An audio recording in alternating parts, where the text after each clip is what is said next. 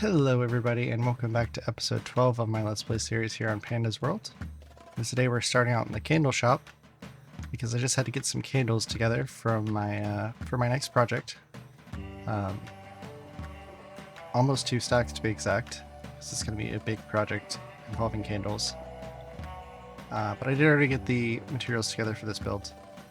And I'm going to go ahead and head over to the swamp where the witch huts are. We're going to build a slime farm today, and I prefer to use the swamp based one over the mining chunk one early game, as I don't really want to make a full perimeter for the slime farm quite yet. This should supply us with all of the slime that we will need for a while, unless I want to start building with it or something, then it might be a little bit of an issue. But this is the area where we're going to do our witch huts perimeter. I already kind of started, as you can see this beacon right here. We started mining out the area a little bit. And I've come over here and marked out the area that I'm going to be doing the slime farm at. And it's a very, very big area, and it is not very pretty. It's not going to be very pretty, as I'm going to come back and build everything and make it look nice once I finish the perimeter. Because my idea is kind of based on how the perimeter is going to look. I'm not sure if I want to do a circle perimeter or a square perimeter or maybe some other shape. So for now, I'm just going to leave all the builds over here ugly. But as you guys can see, I also have my blue orchid farm over here, which I may end up moving into the slime farm, as I could put this out of the despawn sphere or just light it up in general to keep the slimes from spawning inside of it. Because I'm thinking once I actually do make this build, it's going to be a large tower, sort of like the tower from Lord of the Rings with the big eye on it. I believe it's called Sauron's Tower. I think that's kind of what I want to go for, like looking over the witch farm perimeter, because I think the perimeter stops somewhere here, and it'll be looking into the perimeter. I'm going to go ahead and start clearing out these trees. I do need to get about 3 shulker boxes worth of blocks together for this build. But yeah, I'm going to go ahead and get into it. I'll bring you guys back in when I get everything.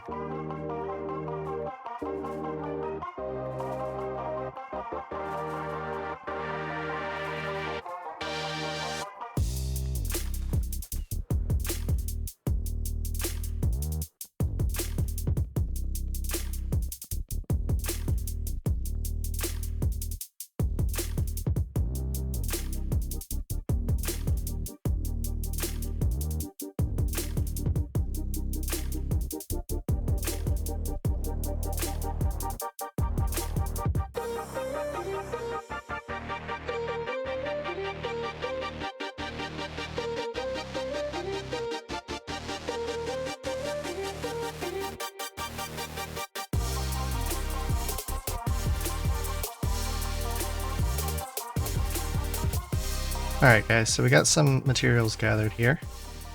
Bunch of stone bricks. Like I said, this build is going to be pretty ugly until we actually get the perimeter finished over there. I have started mining out the area where I want this farm to be. Got 1 square finished. I need to connect everything. So I want it to be on level 63, which is right next to the water level. But once that is all in place and dug out, I will go ahead and start putting the stone bricks in. They need to be 5 tall. This is going to be 4 separate farms. So I guess I'll bring you guys back in once I get the stone bricks started. Now that we have all that mined out along the edges, and I went ahead and did the center points as well. We'll come back into the center points after I get everything in the middle mined down to level 63. But I want to go ahead and get started with, so we're going to go ahead and pillar up 3 here. So the walls are in. I guess I need to go ahead and mine everything down to the same level now. I added the beacon effect because there's a lot of stone underneath the swamps for whatever reason. I feel like in plains you can go like 4 or 5 blocks down before you hit stone. but in some spots in the swamp there's like 2 levels before stone. I've also brought over some extra shulker boxes for all this dirt and grass we're gonna get. I'm wondering if I could have used the stone that I'm about to get from this project to get all the stone bricks that I need for the project. So now that that is done, I think I don't really care how the floor looks in here at this very moment. Alright, so from here I need to take the coordinates of the middle of the area. So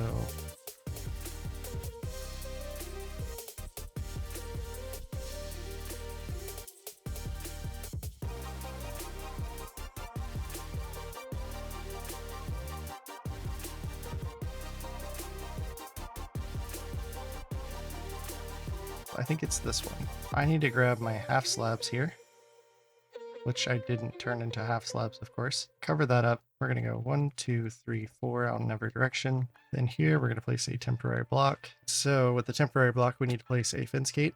If you don't have fire tick turned off in your world, that needs to be another fence gate. Then we need to place that. More fence gates facing around it. We can break it again. Lava bucket. And we can open all of these up. Like so. And then we go 1, 2, 3, 4 down. Chest. Hopper.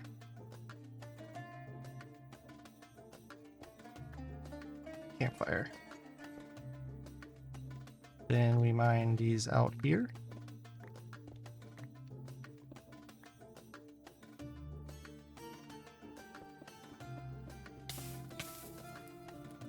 Then we take our bucket of water, place it in each of the corners. Then I need to do this on all 4 sides of the farm. Then, to finish this farm off,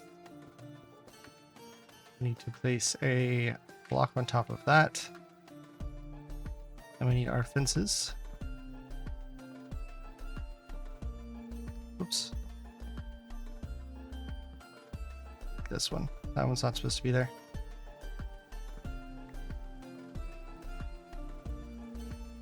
Our golem here.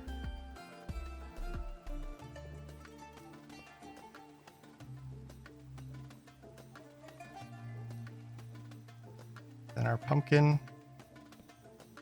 We come down here, we break that block. And then we carve it and we should get an iron golem. Now we could break. Oh, well, that was not supposed to happen like that. So that happened. Maybe we break that one first.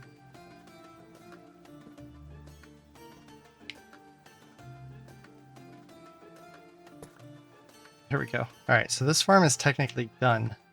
So what I'm going to do is I'm actually going to go ahead and build the walls up 3 high here for the time being. We'll finish the walls once I remove the beacon and everything. So that's the middle block. We're going to ignore that one.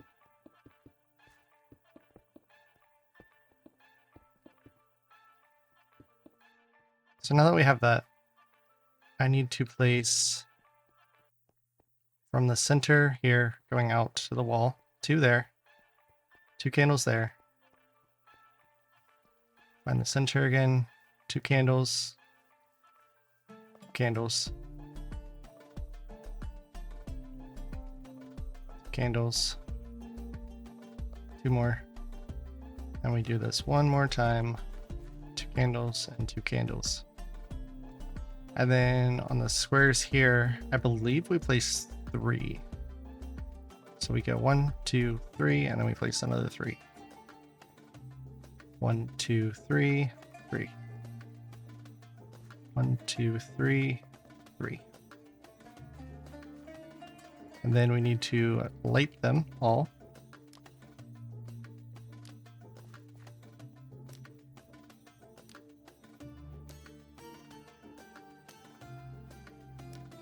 And then we'll check the moon phase. I think we should start seeing some slimes. If I were to go all the way up to the top, did I light them all? Looks like I may have missed. Oop, they're all lit. So I already built an AFK platform up here. I think if I go up here to the top, as long as the moon phase isn't a new moon, which it's not. I should start seeing some slime spawning inside the farm. And look at that, we have some slimes already. Just like that, our first farm has started producing for us. So I think with that, I'm going to go ahead and get the rest of the builds in with the time lapse, and I'll bring you guys back in when it's all done.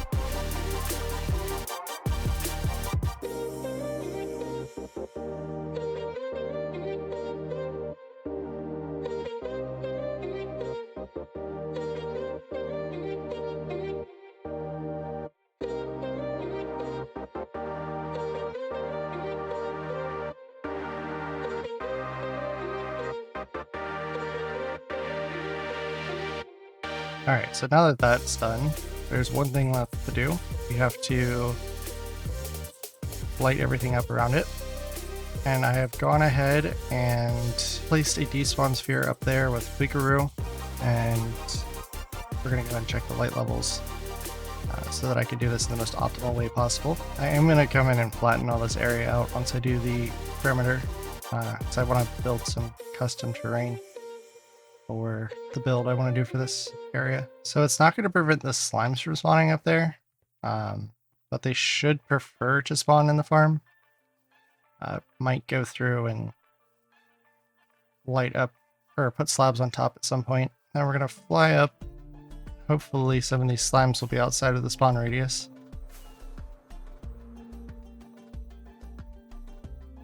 It is a full moon, so there should be a lot of them spawning. Yeah, I think I'm gonna have to slab the roof because there's way too many spawning up there. But let's see if any spawned inside the actual farm itself.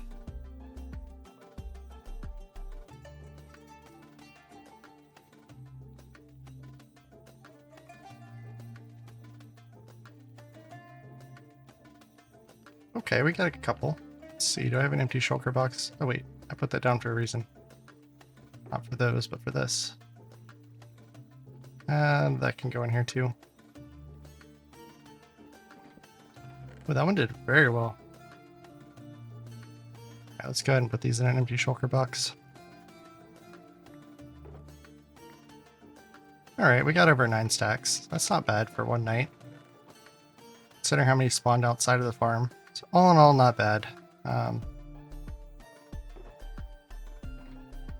Definitely could be worse. I'm wondering if when I go ahead and clear all this area out, if I flood it with water, that should help this. Obviously, I'm going to take that into consideration when I make the custom terrain. That'll eliminate a lot of the torch spam that I have going on around here too, which I like.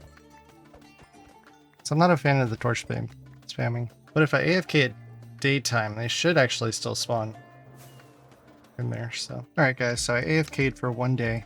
So let's see what we got out of the day as far as slime balls are concerned. I still hear some of them squishing around in there.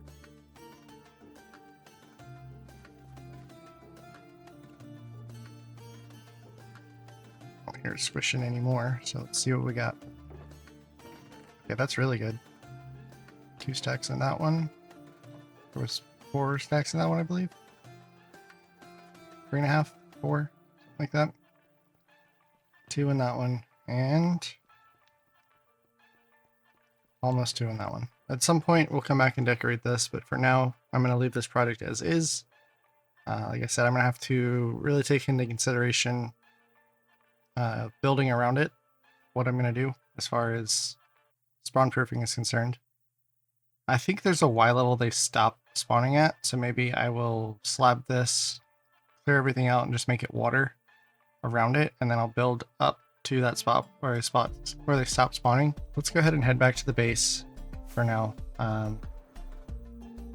and we'll go ahead and do a pretty build for the episode instead of just an ugly one. So we made it back to our base, and we did a stream in between my last recording clip and this one, and I got a bunch of materials together. And I've also gone ahead and made an outline of the build that I want to do for the sheep farm. Finally gonna get our wool farm going. Get all these sheep out of here. They're gonna clean up this area a little bit. I'm probably gonna move the cows somewhere else at some point. But that's a different project for a different day. I'm not sure how I feel about this area quite yet, but the only way I'm gonna figure it out is if I just go ahead and get the project going. So I went ahead and grabbed some materials for the build today. I might end up changing these glass colors out for all the different colors of sheep, just so I know which one is which, or I could just put a wool block above them to notify, hey, this one's white, that one's blue, that one's cyan. Actually, I think it would look much better if I did have the different colors of glass. So maybe I take a trip over to the village over there. But I am going to go ahead and do one real quick, and then we'll go ahead and get the time lapse going. This is probably going to change a little bit to fit the build that I'm going to do around it. I'm not sure how I'm going to feel about this extra house being here either. But so yeah, I think I'm going to do white over here. So we're going to go ahead and take some of the materials that we're going to need.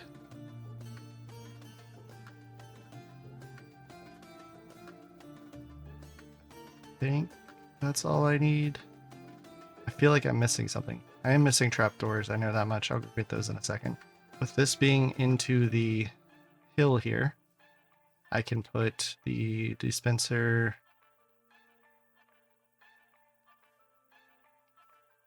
here. Like so. We can mine that out. We can place a stone brick with a redstone on top of it. Then we're going to go ahead and mine out this area here. Put an observer facing this direction. Probably should have done this part first, but it is what it is. Put that one back now too. We're going to break that one, that one, that one, and that one. Actually, I should just go ahead and... So this one needs to have a chest here. Then we're going to put 2 of those back. That. I'm doing this all backward, all sorts of backwards right now. That needs to go there. That needs to go there. We need to take our rail. I'm going to push the minecart into the grass there, like so. Then we can remove those, and then we need to place a double chest here.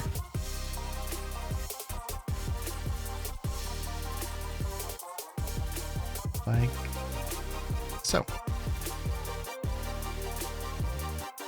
Then we need to put the grass back around this.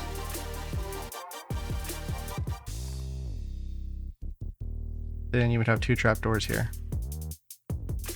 And this will make this go a little bit slow, as it only has these 3 spaces to turn that grass block into a grass block. Once it does, it'll activate the observer, the redstone, and then the dispenser, and it'll shear the dispenser. So it would be like that. I don't know why I just did that, but it is what it is. I did it. I think I'm going to go ahead and start the time lapse to get into it, because I do want to change the glass color now.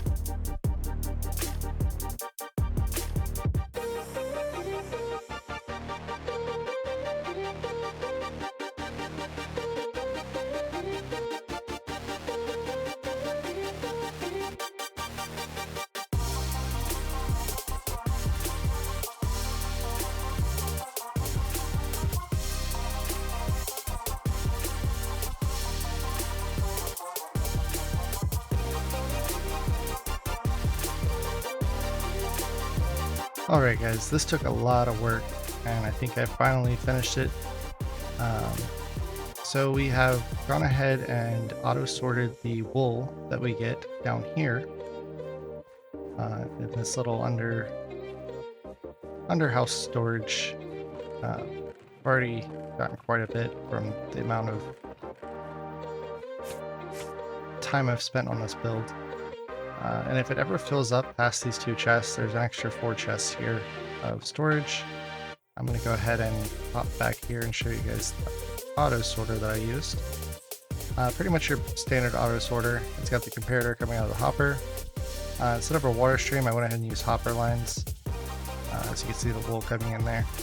I feel like it's a little bit easier and a little bit more space efficient. But we got the comparators, 3 redstone, a repeater, and a redstone torch down there. You will see this in pretty much every auto sorter there is nowadays. I think I'll take you guys upstairs first. We did do some custom trees out here to expand on the build. Then in here we have like a little workshop, like they're turning the wool into like banners and carpets and beds and yarn. Little storage here for extra yarn making tools and barrels and looms and things like that that they may need.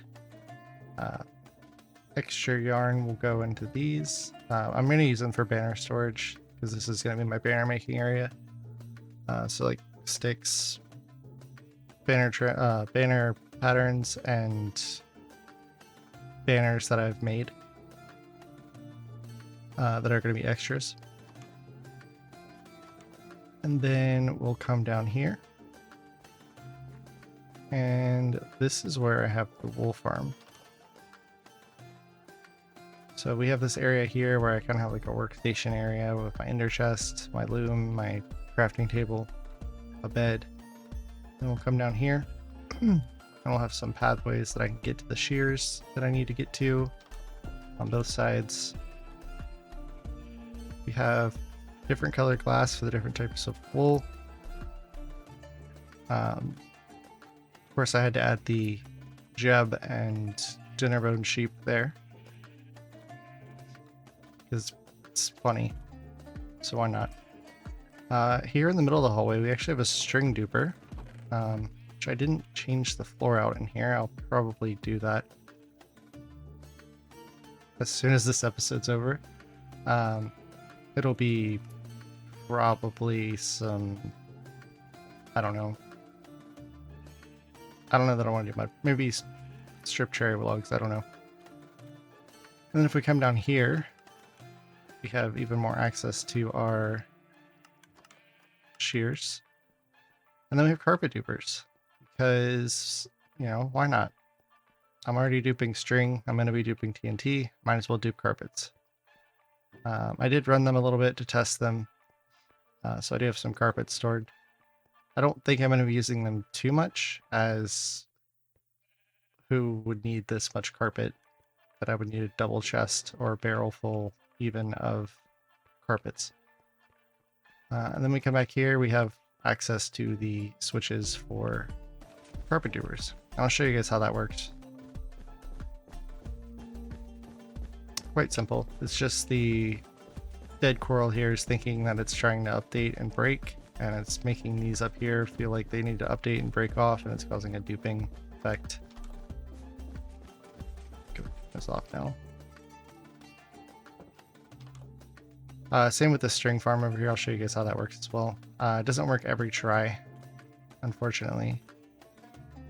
I don't even have my shears on me, so maybe I can't even show you. But basically, you shear this one here. Farm has to be facing to the south, which means your chest storage needs to be facing off to the north. And then you'll flip the switch after shearing this one, and it'll think that it's trying to constantly break these strings and the tripwire hooks and cause it to dupe over and over and over again. I went ahead and ran that too because you always need string. That's one of, honestly, the most important items, besides from like wood and stone. But yeah, that's pretty much the entire build. Give you guys a front view of it. I really like how the wool colors are showing through the archways there. It's a really cool effect. And yeah, I think that's going to do it for me tonight, guys. After this episode, I will be updating to 1.21.4. which means we'll finally get bundles in this world. We will get the creaking and all of the creaking blocks. And I think next episode we will do some exploring for the Pale Garden. And that brings me to my question of the episode. How do you guys feel about the new drop system rather than having a massive update every 6 months to a year? I personally think it'll be better. It does get kind of confusing when you have like major items dropping, like resin and wood, in a what would have previously been a bug fix update or like a minor update being a point with another point behind it. But tell me what you guys think. And yeah, if you guys made it this far and you enjoyed the video, please leave a like and a comment, and feel free to subscribe if you feel so inclined, and I will catch you guys on the next one. Bye bye, guys.